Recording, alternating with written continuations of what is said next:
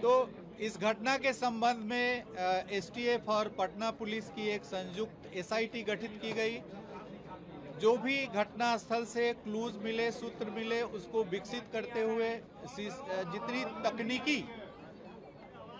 जितनी तकनीकी तौर तरीके अनुसंधान के हैं, सीसीटीवी सर्विलांस और जितने सारे मोबाइल ट्रैकिंग वगैरह वगैरह जो हमारे सीसीटीवी सर्विलांस के कैमरे लगे हुए हैं, उसके आधार पर तकनीकी अनुसंधान किया गया। अहरनिश 24 घंटे पूर्ण रूप से वैज्ञानिक और तकनीकी अनुसंधान के आधार पर जो घटना स्थल से सूत्र प्राप्त हुए थे, जो वहां पर लगे कैमरे से जो सूत्र प्राप्त हुए थे, जो मोटरसाइकिल के संबंध में जो सूचनाएं दिखी थी, जो शूटर था उसका जो हुलिया मिला था, जो कपड़े पहने थे, इन सभी के आधार पे पूरे शहर के जो सीसीटीवी कैमरे थे उसे एक के बाद एक सबको लेकर के और उसको तकनीकी साक्ष्य संग्रहित किया गया।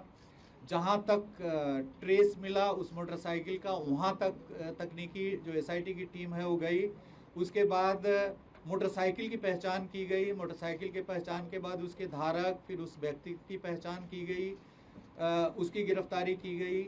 उससे पूछताछ के बाद अन्य आयामों को इस पे उद्घाटित किया गया है। इस संबंध में जो घटनाएं हुई है, ये पूरे इस गोपाल खेमका जी की हत्या के परिप्रेक्ष्य में, इसके संबंध में पटना सीनियर एसपी आपको विस्तार से अभी बताएंगे कि किस प्रकार से इन्होंने किया है। और इसके बाद यदि कोई सवालात होंगे तो यहाँ पर एडीजी ऑपरेशन कुंदन कृष्णन जी, range IG Patna Jitendra Adana जी और पूरी पटना की टीम और एसटीएफ की टीम है।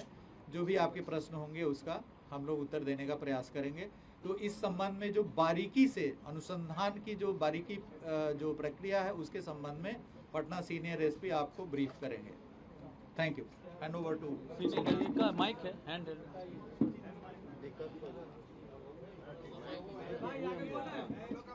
लोगो यही है सर हम लोग।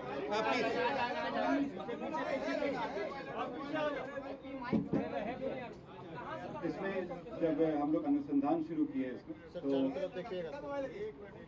शुरू किया गया, तो जहाँ पे घटना हुई थी उसके बाद सीसीटीवी का अवलोकन किया गया और वैज्ञानिक अनुसंधान प्रारंभ करते हुए जहाँ पे रिट्रीट हुआ था उस डायरेक्शन में आगे बढ़ा गया। इसी क्रम में बढ़ते बढ़ते हम लोग जहाँ पे जो अभियुक्त था वो जब भागा था उस घर तक पहुँचे। वहाँ पे जब छानबीन की गई तो एक मोटरसाइकिल हम लोगों को मिली। मोटरसाइकिल के नंबर से टेम्परिंग करने की कोशिश की गई थी। जब उस मोटरसाइकिल के पास वाले घर की सर्च की गई तो उस घर से जो अभियुक्त जो कपड़ा पहने हुए थे वो बरामद हुआ, जो जूता बरामद हुआ, मास्क बरामद हुआ। उस घर में जो व्यक्ति थे उनको लाया गया पूछताछ करने के लिए। उनका नाम उमेश यादव। जब उनसे गहन पूछताछ की गई, इसके बारे में गहराई से पूछताछ की गई तो उनके द्वारा इस घटना की संलिप्तता स्वीकार की गई। साथ ही में उनके द्वारा बताया गया कि इस घटना में जो उनके द्वारा इस्तेमाल किया गया हथियार था वो घर में छिपा के रखे हैं। ये जब उनको बताया गया उसमें उनके घर के ऊपर वाले फ्लोर में, जो उनके भाई का फ्लोर है, घर है, उसमें ये बंद कमरे में रखे हुए थे। उस जगह की जब छानबीन की गई तो इनके घर से 59 राउंड गोलियां बरामद हुई। 56 राउंड 7.6 का था और 3 गोली 9mm का था। उसके अलावा जब घटना में जो इस्तेमाल हथियार था उसके साथ 2 मैगजीन मिला जिसमें 14 राउंड गोलियां थी। इसके बाद जब इनसे और पूछताछ की गई तो बताया ये कि अशोक साव का नाम लिए, ये इनको करीब 1.5 साल से जानते थे। दोनों ही बिहार शरीफ के थे और एक शादी के फंक्शन में मिले थे। तब से ये उनके लिए छोटा मोटा काम करते थे। करीब 1.5 महीना पहले इस षड्यंत्र को रचा गया था और इसमें इनको पहले लाया गया था कि ये शूटर और हथियार को इंतजाम करे।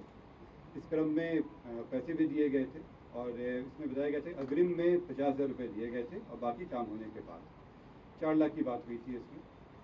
ये पहले अपने आसपास के जो शूटर रहे हैं उनसे कांटेक्ट किए ये। उसी क्रम में इनके इलाके में रहने वाले विकास उस राजा से मुलाकात हुई। इसमें उनसे सेटिंग करने की कोशिश की गई।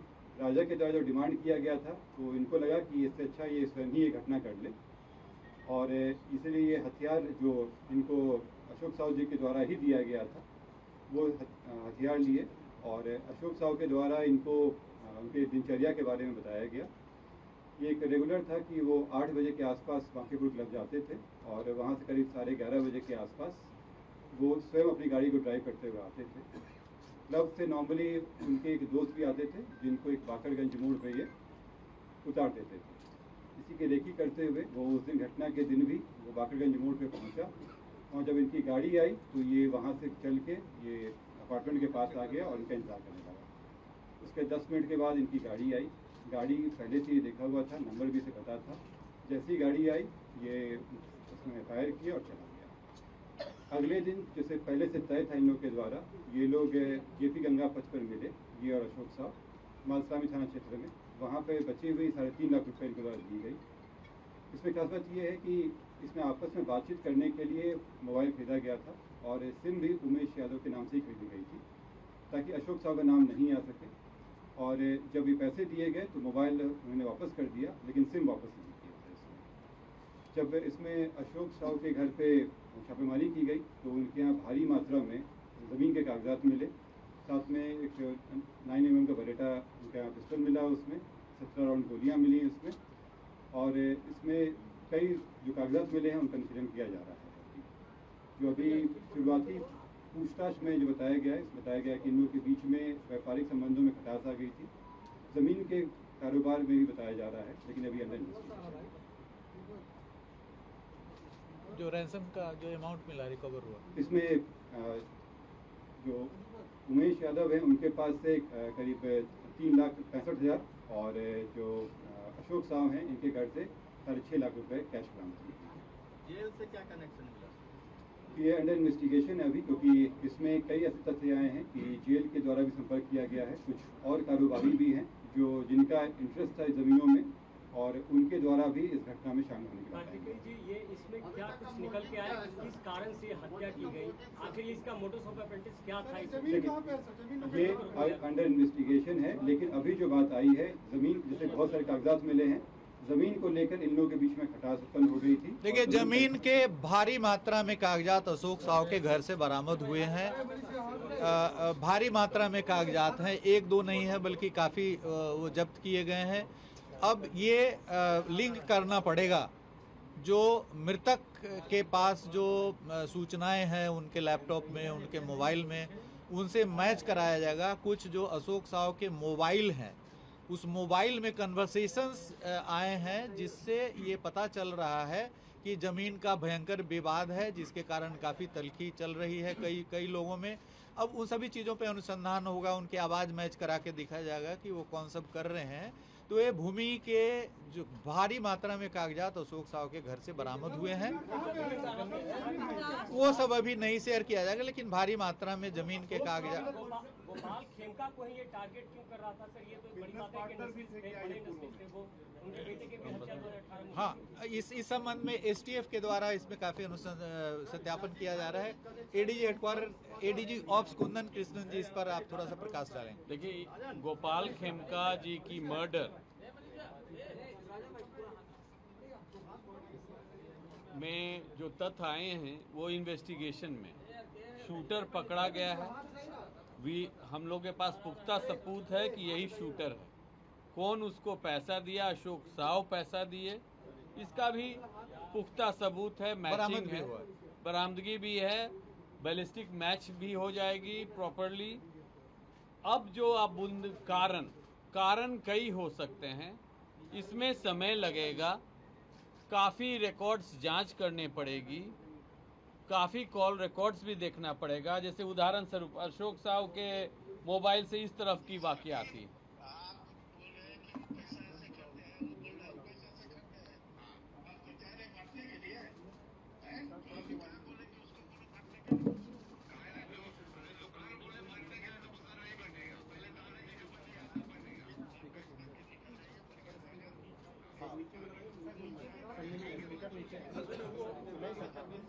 अरे मेरे बदौलत है, ये आपकी बदौलत है, तो आप उसका फायदा आप भरपूर उठा रहे हो। किसका बदौलत है मतलब नहीं समझे? आप ही ने बोले कि मेरे बदौलत है, एक वजह पर बेनिफिट हम उठा रहे हैं। बेनिफिट हम उठा रहे हैं, हम उठा रहे हैं बेनिफिट। आज भी बोलते हैं उन्होंने हम बता रहे हैं आपको बात हमसे नहीं, हम कोई चीज क्या फालतू कर रहे हैं, पहले ये बताओ ना हमको, तो क्या फालतू कर रहे हैं तुमसे बात बताओ तो। हम यही तो बोल रहे हैं, सीधी यही ना बोले, तुम कागज हमको दे दीजिए, पेपर सब तैयार करके दे दीजिए, फाइल करके भेज दीजिए। कागज जो देगा तो ना हम देंगे। अच्छा नहीं देगा तो सभी भाई को जिम्मेदार हम रहेंगे। अरे भैया नहीं देगा तो ये तो ना बोलना है, वो जवाब देगा। जैसे मिंटू नहीं दे रहा है, क्या चीज क्या बोले आप आनंदपुर में कि संजय को 1.5 करोड़ देंगे? किसको बोले गए भाई? कौन भी झूठ बोलता है, बाद झूठ भी हम बोले गए? बताओ तो किसको बोले गए कि हम 1.5 करोड़ रुपया देंगे? कौन बोला है तुमको? कौन बोला है? के सामने में है। अरे तुम अभी बोलो ना, अभी बहुत कॉन्फ्रेंस से बात करा देते हैं। कॉन्फ्रेंस से तो इस तरह तो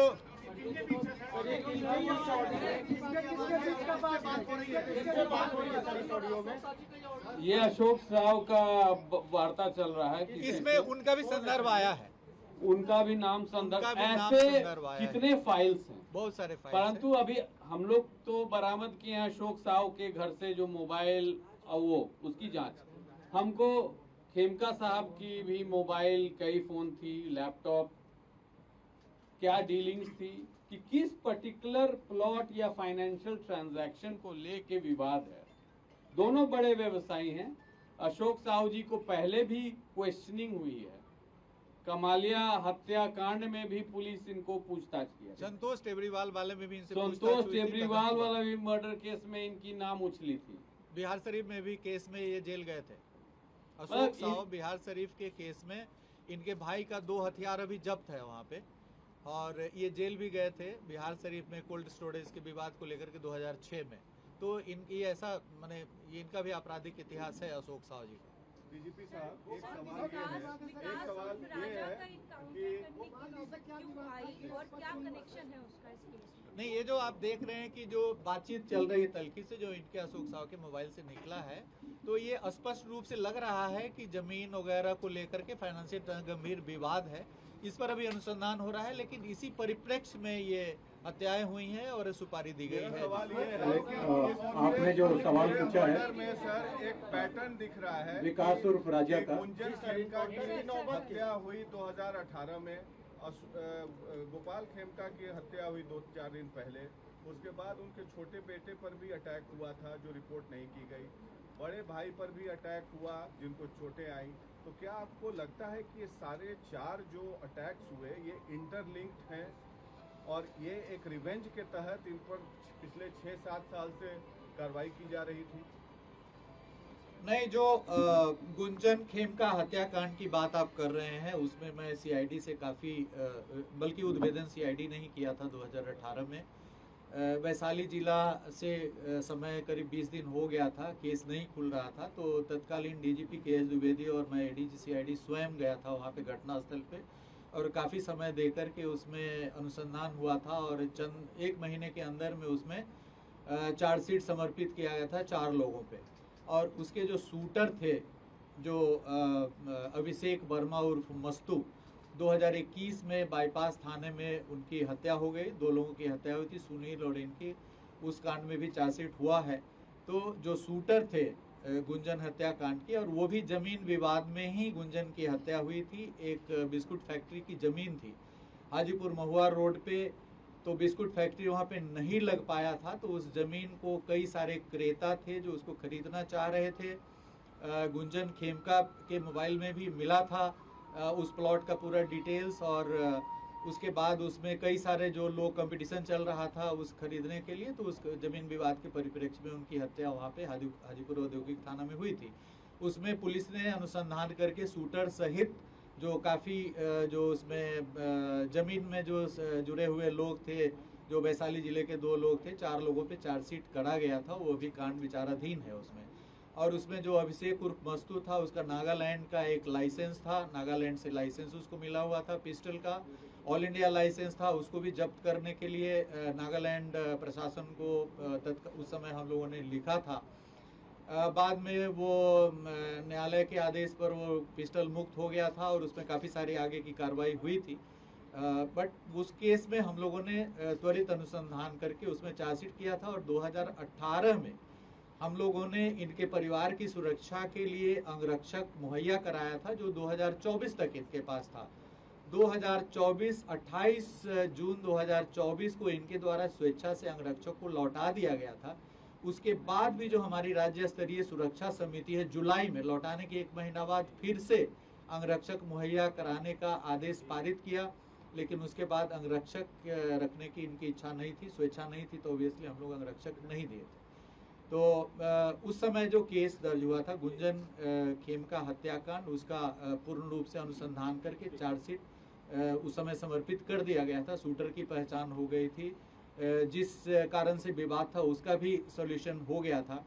उसके बाद इनके भाई पर एक गोली चलाई गई थी गाड़ी में, उसमें कोई घायल नहीं हुआ था। उसके संबंध में भी कांड दर्ज हुआ था उस समय। गुंजन खेमका हत्याकांड के कुछ समय पूर्व, 2 वर्ष पूर्व वो घटना हुई थी, मुझे स्मरण हो रहा है। उसमें नहीं पता चल पाया था कि किसके द्वारा किया गया है कांड। बट इसमें जो ये गोपाल खेमका जी वैशाली वाला जो गुंजन खेमका हत्याकांड था, उसमें कॉम्प्लेनेंट थे, वादी थे। और उस केस में जो डेट है वो 15/7 को सेकेंड डेट पड़ने वाला है। 2 डेट पड़ा है अभी तक उसमें चार्जशीट के बाद। एक था 2022 में और एक अभी 15 जुलाई 2025 को गुंजन खेमका हत्याकांड का डेट वैशाली जिले के न्यायालय में पड़ा है उसमें। और मेन शूटर की हत्या हो गई है और इसमें जो ये कंप्लेनेंट थे इनकी भी हत्या हो गई है। तो उससे भी जोड़ करके इसको देखा जा रहा है। उस पहलू को भी पूरी तरीके से अनुसंधान किया जाएगा कि उससे जुड़े कहीं लोग जो अभी जेल में हैं या जेल से बाहर हैं। एक तो शूटर की हत्या हो गई है, तो बाकी जो लोग हैं उनकी भी इसमें भूमिका है या नहीं है। सुबह में जो उसके संबंध में जोनल आईजी पटना बताएंगे। इस कांड के अनुसंधान के दौरान पुलिस के द्वारा जो सभी पहलू थे उन पर अनुसंधान किया गया था और उसमें जो शूटर है उसके द्वारा स्पष्ट किया गया था कि उसके लिए इस कांड को करने के लिए पहले उसने विकास उर्फ राजा से संपर्क किया था, और जो सामान्यतः एक आपराधिक छवि का व्यक्ति है और हथियार इत्यादि सप्लाई करने का काम करता है। और उसमें भी काफ़ी सारे ऐसे जो हत्या और गोलीकांड हैं उनके अंदर में शामिल रहा और उससे इसने हथियार प्राप्त करने का कोशिश किया था और उसके पास में हथियार उपलब्ध रहता है। इस मामले में पुलिस जब एक टीम थी उसने इस विकास उर्फ राजा के ठिकाने पे दबिश करी, तो उसने वहाँ पर नौबत क्या हुई 2018 में गोपाल खेमका की हत्या हुई 2-4 दिन पहले। उसके बाद उनके छोटे बेटे पर भी अटैक हुआ था जो रिपोर्ट नहीं की गई। बड़े भाई पर भी अटैक हुआ जिनको चोटें आई। तो क्या आपको लगता है कि ये सारे 4 जो अटैक्स हुए ये इंटरलिंक्ड हैं और ये एक रिवेंज के तहत इन पर पिछले 6-7 साल से कार्रवाई की जा रही थी?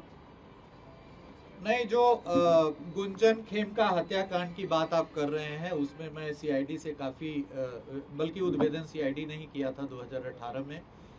वैशाली जिला से समय करीब 20 दिन हो गया था, केस नहीं खुल रहा था, तो तत्कालीन डीजीपी केएस द्विवेदी और मैं एडीजी सीआईडी स्वयं गया था वहाँ पे घटनास्थल पे और काफ़ी समय देकर के उसमें अनुसंधान हुआ था और चंद 1 महीने के अंदर में उसमें चार्जशीट समर्पित किया गया था 4 लोगों पे। और उसके जो शूटर थे जो अभिषेक वर्मा उर्फ मस्तू, 2021 में बाईपास थाने में उनकी हत्या हो गई। 2 लोगों की हत्या हुई थी, सुनील और इनकी। उस कांड में भी चार्जशीट हुआ है। तो जो शूटर थे गुंजन हत्याकांड की, और वो भी जमीन विवाद में ही गुंजन की हत्या हुई थी। एक बिस्कुट फैक्ट्री की जमीन थी हाजीपुर महुआ रोड पे, तो बिस्कुट फैक्ट्री वहाँ पे नहीं लग पाया था, तो उस जमीन को कई सारे क्रेता थे जो उसको खरीदना चाह रहे थे। गुंजन खेमका के मोबाइल में भी मिला था उस प्लॉट का पूरा डिटेल्स, और उसके बाद उसमें कई सारे जो लोग कंपटीशन चल रहा था उस खरीदने के लिए, तो उस जमीन विवाद के परिप्रेक्ष्य में उनकी हत्या वहाँ पे हाजीपुर औद्योगिक थाना में हुई थी। उसमें पुलिस ने अनुसंधान करके शूटर सहित जो काफ़ी जो उसमें ज़मीन में जो जुड़े हुए लोग थे, जो वैशाली जिले के 2 लोग थे, 4 लोगों पे चार्जशीट करा गया था। वो भी कांड विचाराधीन है उसमें। और उसमें जो अभिषेक उर्फ मस्तू था उसका नागालैंड का एक लाइसेंस था, नागालैंड से लाइसेंस उसको मिला हुआ था पिस्टल का। ऑल इंडिया लाइसेंस था, उसको भी जब्त करने के लिए नागालैंड प्रशासन को उस समय हम लोगों ने लिखा था। बाद में वो न्यायालय के आदेश पर वो पिस्टल मुक्त हो गया था और उसमें काफ़ी सारी आगे की कार्रवाई हुई थी।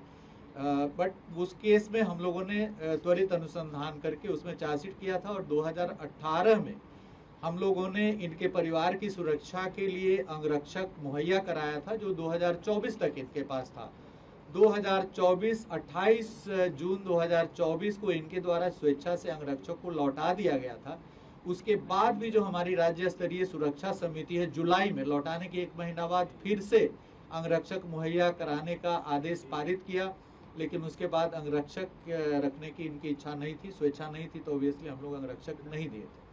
तो उस समय जो केस दर्ज हुआ था गुंजन खेमका हत्याकांड, उसका पूर्ण रूप से अनुसंधान करके चार्जशीट उस समय समर्पित कर दिया गया था। शूटर की पहचान हो गई थी, जिस कारण से विवाद था उसका भी सॉल्यूशन हो गया था। उसके बाद इनके भाई पर एक गोली चलाई गई थी गाड़ी में, उसमें कोई घायल नहीं हुआ था। उसके संबंध में भी कांड दर्ज हुआ था उस समय। गुंजन खेमका हत्याकांड के कुछ समय पूर्व, 2 वर्ष पूर्व वो घटना हुई थी, मुझे स्मरण हो रहा है। उसमें नहीं पता चल पाया था कि किसके द्वारा किया गया है कांड। बट इसमें जो ये गोपाल खेमका जी वैशाली वाला जो गुंजन खेमका हत्याकांड था, उसमें कॉम्प्लेनेंट थे, वादी थे। और उस केस में जो डेट है वो 15/7 को सेकेंड डेट पड़ने वाला है। 2 डेट पड़ा है अभी तक उसमें चार्जशीट के बाद। एक था 2022 में और एक अभी 15 जुलाई 2025 को गुंजन खेमका हत्याकांड का डेट वैशाली जिले के न्यायालय में पड़ा है उसमें। और मेन शूटर की हत्या हो गई है और इसमें जो ये कंप्लेनेंट थे इनकी भी हत्या हो गई है। तो उससे भी जोड़ करके इसको देखा जा रहा है। उस पहलू को भी पूरी तरीके से अनुसंधान किया जाएगा कि उससे जुड़े कहीं लोग जो अभी जेल में हैं या जेल से बाहर हैं। एक तो शूटर की हत्या हो गई है, तो बाकी जो लोग हैं उनकी भी इसमें भूमिका है या नहीं है। सुबह में जो उसके संबंध में जोनल आईजी पटना बताएंगे। इस कांड के अनुसंधान के दौरान पुलिस के द्वारा जो सभी पहलू थे उन पर अनुसंधान किया गया था और उसमें जो शूटर है उसके द्वारा स्पष्ट किया गया था कि उसके लिए इस कांड को करने के लिए पहले उसने विकास उर्फ राजा से संपर्क किया था, और जो सामान्यतः एक आपराधिक छवि का व्यक्ति है और हथियार इत्यादि सप्लाई करने का काम करता रहा। उसमें भी काफ़ी सारे ऐसे जो हत्या और गोलीकांड हैं उनके अंदर में शामिल रहा और उससे इसने हथियार प्राप्त करने का कोशिश किया था और उसके पास में हथियार उपलब्ध रहता है। इस मामले में पुलिस जब एक टीम थी उसने इस विकास उर्फ राजा के ठिकाने पे दबिश करी, तो उसने वहाँ पर जो जिस तरह से बहुत अनुसंधान की जरूरत है, तो आने वाले समय में इसमें और भी कई नाम और खुलासे हो सकते हैं। निश्चित रूप से आ सकते हैं। इस पे जब अनुसंधान होगा तो इसमें चूंकि फाइनेंशियल चीजें इन्वॉल्व है, तो इसमें फाइनेंशियल चीजों में और भी अभियुक्त आएंगे। लेकिन ये जो डॉक्यूमेंट्स मिल गए उसकी स्क्रूटनी के पश्चात ही हम लोग लाइनरों के बारे में कोई जानकारी है? दो लाइनर की बात कर रहा है, एक क्लब के पास था, एक बिस्कोमान के पास, तो लाइनर के बारे में कोई जानकारी है? जैसा कि अनुसंधान में आया था, जो अशोक साहू के द्वारा इनकी जो दिनचर्या थी खेमका जी की, ये इनको बताई गई थी और एक डेली का रूटीन था इनका 8 बजे के आसपास क्लब जाना और 11 साढ़े 11 में निकलते थे, अपने दोस्त को बाकरगंज मोड़ पे छोड़ते थे और वहाँ से घर आते थे। और घर जब आते थे तो ये खुद ही ड्राइव करके आते थे। ये रोज़ का था। ये जो व्यक्ति है उमेश के द्वारा रेकी की गई थी, इनकी दिनचर्या देखी गई थी और घटना के दिन भी ये पहले फॉलो किए हैं उनको कि कहाँ पे गए हैं, बाकरगंज मोड़ पे आए हैं, तब ये बढ़ के अपने अपार्टमेंट के पास जाके वेट किए हैं। ये रेकी के द्वारा किया गया अकेले, ये अकेले ही सारे कर।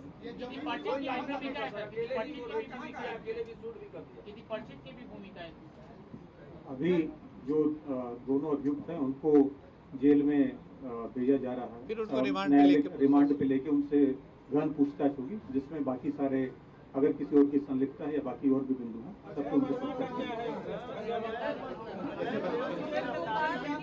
जैसा बताया गया, इसमें अनुसंधान में और भी चीजें आ रही हैं। जिससे आएगा एविडेंस उस सबसे आगे कार्रवाई।